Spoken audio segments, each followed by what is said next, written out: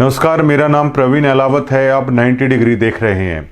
सतलोक आश्रम की कार्यप्रणाली को लेकर जो साधु दास ने बड़े खुलासे किए थे, अब उसमें जो नई रिपोर्ट हम आपके सामने है लाने वाले हैं, वो पूरी तरीके से सनसनी मचा देगी।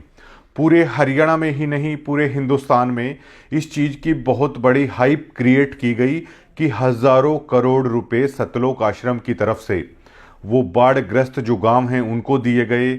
गरीबों के मकान बनाने को लेकर बहुत सारी हाइप है वो क्रिएट की गई।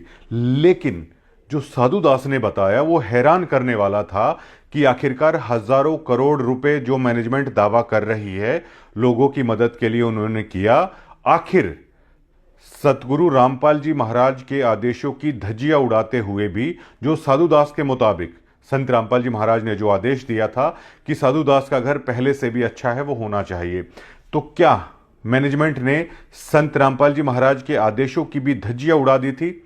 अब इस मामले में जो नई अपडेट सामने आ रही है वो इस प्रकार है। बहुत सारे लोगों ने इस तरह की चीजें करने की कोशिश की कि क्या साधु दास झूठ बोल रहा है, क्या साधु दास आश्रम से जुड़ा हुआ व्यक्ति नहीं है। तो आप स्क्रीन पे भी देख पाएंगे, आप देख पाएंगे ये सार शब्द के लिए परीक्षा पत्र है, वो सतलोक आश्रम की तरफ से दिया गया है, जिसमें सदस्यता नंबर 36108 ये साधु दास का सार शब्द के लिए जो परीक्षा पत्र होता है। जो पुराने भक्त हैं वो इस बात को समझ जाएंगे, जिनके पास प्रथम मंत्र है या जो दूसरा सतनाम मंत्र है शायद उन्हें इसके बारे में नहीं मालूम, लेकिन जिनको सारनाम मिल चुका है वो इस पत्र को देखते ही है वो समझ जाएंगे। इसमें नीचे जो मैनेजमेंट कमेटी है सतलोक आश्रम है उनके नंबर लिखे हुए हैं।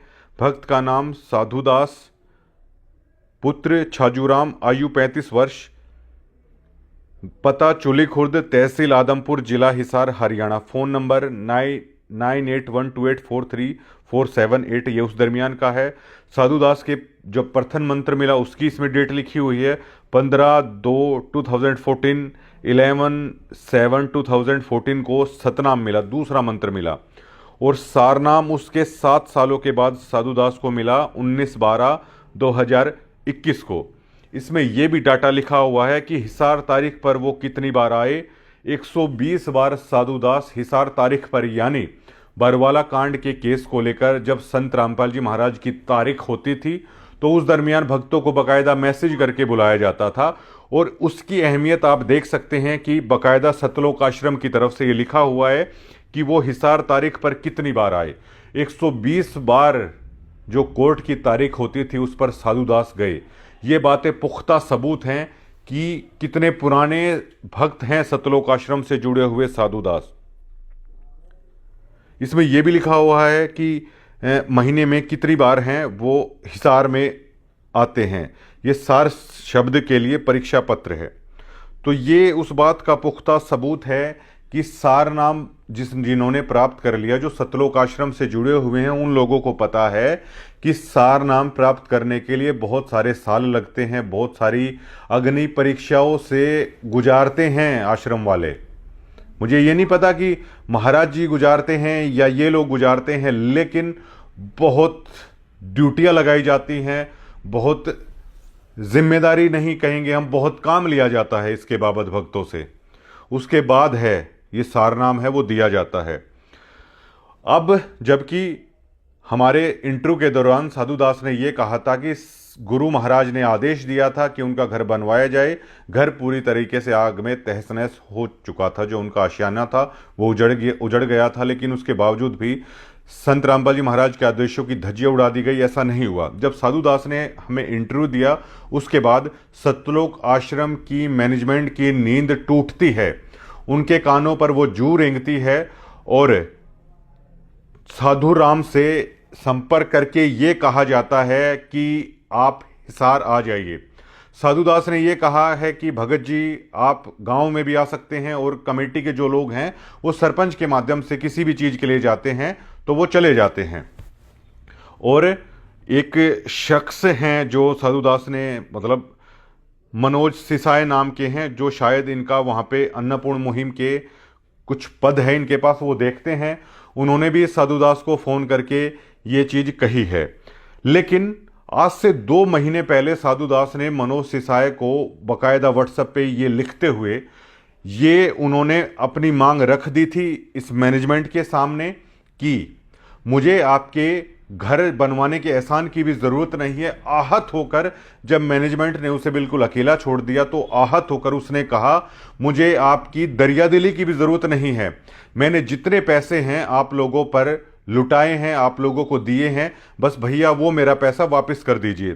साधुदास मनोज सिसाए को व्हाट्सएप पर लिखते हुए कहते हैं कि देख लो भगत जी, परमात्मा ने ऐसी भक्ति दी है कि परमात्मा संत रामपाल जी भगवान ने मेरा घर जलाकर आप लोगों से दूर कर दिया। मतलब वो शुक्रिया अदा कर रहे हैं ये कि मेरा घर जला परमात्मा की दया से और मैं आप लोगों से दूर हो गया और आपकी हकीकत परमात्मा ने मुझे दिखा दी। मतलब परमात्मा की दया से जब मेरा घर जला उस कारण मैं आप लोगों से दूर हुआ, आप लोगों की सच्चाई और हकीकत है परमात्मा ने मुझे दिखा दी। और कहा बेटा ये भक्त नहीं है, ये वो हैं कि चंपाकली को 500 मनीराम को 30 और इनके नाम का अंधा है जगदीश। ये गरीबदास जी महाराज की वाणी का जिक्र ये लिख रहे हैं साधुदास।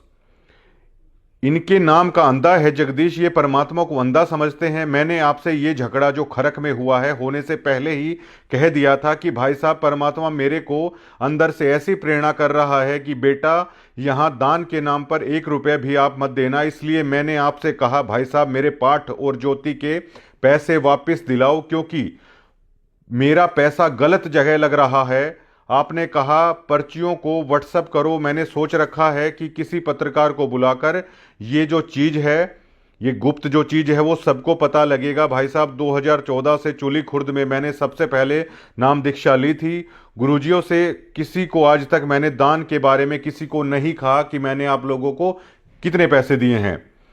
गाड़ियों की किस्त भरने के बाद जो पैसा बचा वो मैंने सारा आश्रम को ही दे दिया, मतलब आप लोगों के हाथ में दे दिया।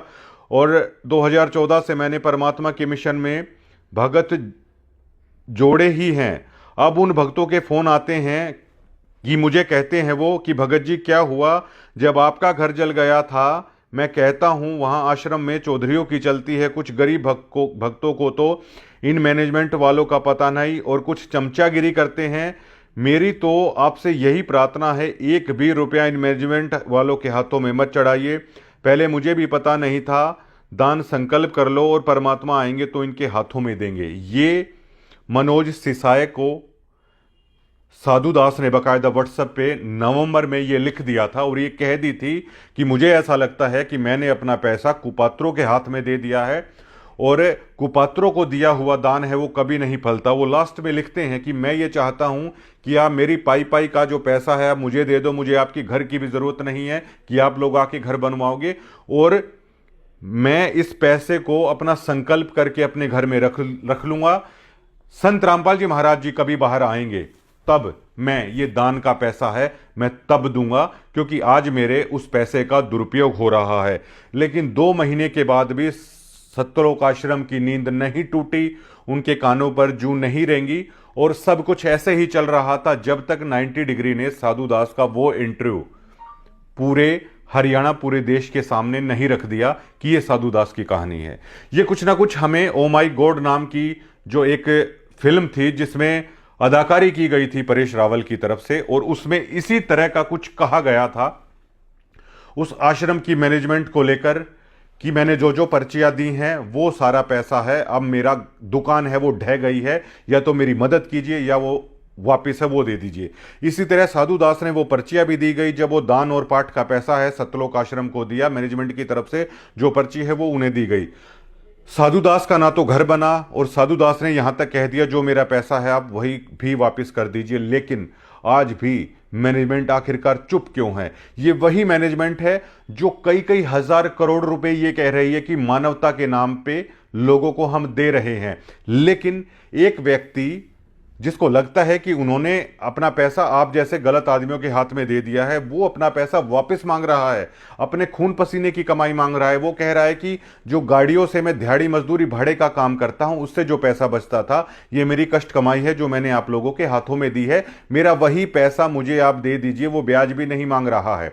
मुझे ये लगता है कि मेरा पैसा सही लोगों के हाथ में नहीं है, उसका आप दुरुपयोग कर रहे हो। तो ये मैनेजमेंट बड़ा दिल दिखाते हुए साधु दास के घर पे जाके उसकी पाई पाई का हिसाब आखिरकार क्यों नहीं कर देती है।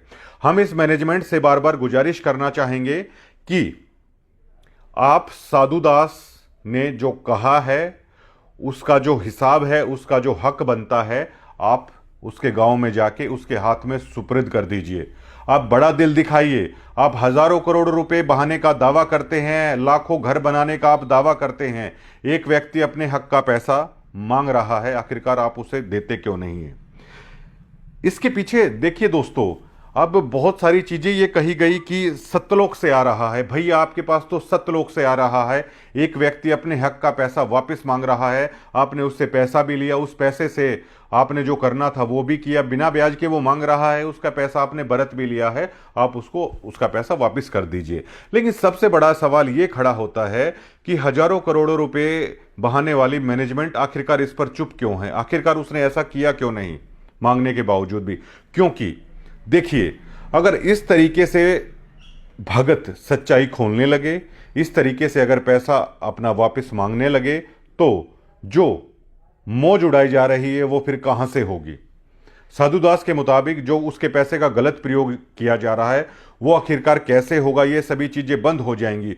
और ये पहली बार किसी भगत ने खुलासा किया है कि कितनी खून पसीने की अपनी कमाई सतलोक मैनेजमेंट को दान के नाम पर ये लोग देते हैं। लेकिन इनकी आंखें इस कदर बंद कर दी जाती हैं सतलोक के नाम पे कि ये आपके चंदे के पैसे से नहीं हो रहा है, ये सतलोक से आ रहा है इतना सारा पैसा। लेकिन साधु दास ने 2 लाख दान दे दिया होगा, 3 लाख दे दिया होगा या 4 लाख दे दिया होगा, लास्ट 5 लाख दे दिया होगा, 10 से ऊपर तो नहीं जा सकता। लेकिन इतना पैसा भी मैनेजमेंट से दिया नहीं जा रहा है। इससे आप अंदाजा लगा सकते हैं कि सत्यलोक के नाम पे जो खामोश कर दिया गया है, सच्चाई से इतर कर दिया है भक्तों को, उन्हीं के दान देने के बावजूद भक्तों पर यह एहसान कर दिया गया है कि ये आपसे पॉसिबल नहीं हो रहा है, ये सत्यलोक से आ रहा है। ये पूरी जो फिल्म पर्दे पर चली हुई है उसका दी एंड हो जाएगा। अब ये हरियाणा पूछना चाहता है इस सतलोक मैनेजमेंट से, 90 डिग्री सतलोक मैनेजमेंट से पूछना चाहता है, आप इस मुद्दे पर खामोश क्यों हैं, क्यों आप साधु दास को बुला रहे हैं। आप बड़ा दिल दिखाते हुए साधु दास के पास जाइए, वो आपका एहसान नहीं लेना चाहता कि आप उसका घर बना के दे दे, क्योंकि आप पहले ही उसने दावा किया है कि संत महाराज के आदेशों की धज्जियां उड़ा चले हैं। जितना पैसा उसका बनता है उसके पास सबूत है उन पर्चियों का।